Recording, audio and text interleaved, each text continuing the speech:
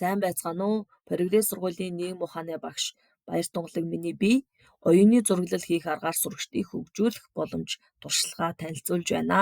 Зорилго нь хүүхд бүрийн нийгэм судлал хичээлийн мэдлэг чадварын ахиц амжилтыг дэмжих хэрэгцээ шаардлага нь ахлах ангийн нийгэм судлал хичээл нь маш их унших агуулга ихтэй учраас уншиж тогтооход бэрхшээл их учирдаг.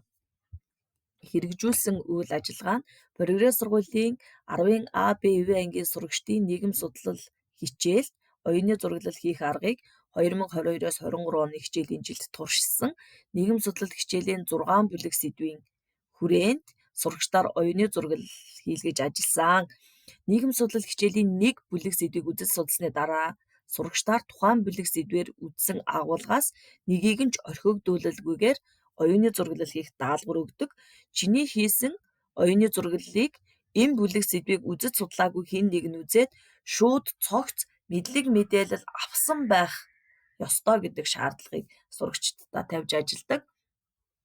Сурагчдын маань хийсэн оюуны зураглал харагдаж байна.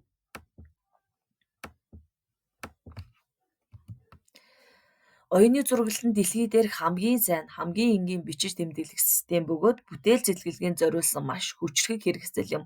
Өөрөөр хэлбэл оюуны зураглал хийх аргыг тэмдэглэл хийх, тэмдэглэл хөтлөх, суралцах, төлөвлөх, хичээл давтах, багаар ажиллах, мэтгэлцэх, илтгэл, бэлдэх зэрэг олон зорилгоор ашиглаж болдог. Оюуны зураглалыг эзэмшснээр дараах давуу талуудтай зурах чадвар, харааны мэдрэмж сайжрсаар ой тогтоолж, бүтээл сэтгэлгээ, өөртөө итгэх итгэл дээшилдэг. Оюуны дарамт өгөөлж, тархи сэргэлэн цовоо, шинийг хайгч, шийдвэр гаргагч түвшинд хүрдэг. Оюуны зураглалыг бүтээх, бусдад таниулах, бусдаас суралцах, алхамд дадуулсан, ойлголтыг зураглалаар илэрхийлэн дахин бүтээлчээр хэрэглэх, хувиргах явцад нийгмийн харилцааны оролцоод идэвхтэй шинжийг өөртөө бий болгож байдаг. Хүрсэн үр дүн нь багш болон бусад хүүхдийн зураглал дээр гараагүй зүйлийг олж харж, нэмэлт санааг өөрийн зураглалаар илэрхийлж байсан.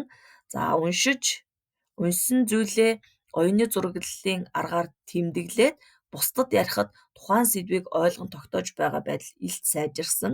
Сурагчид ангиараа маш завгүй үйл ажиллагаанд хөтлөгдөн хичээл сонирхолтой байгаа нь мэдрэгдэж байсан.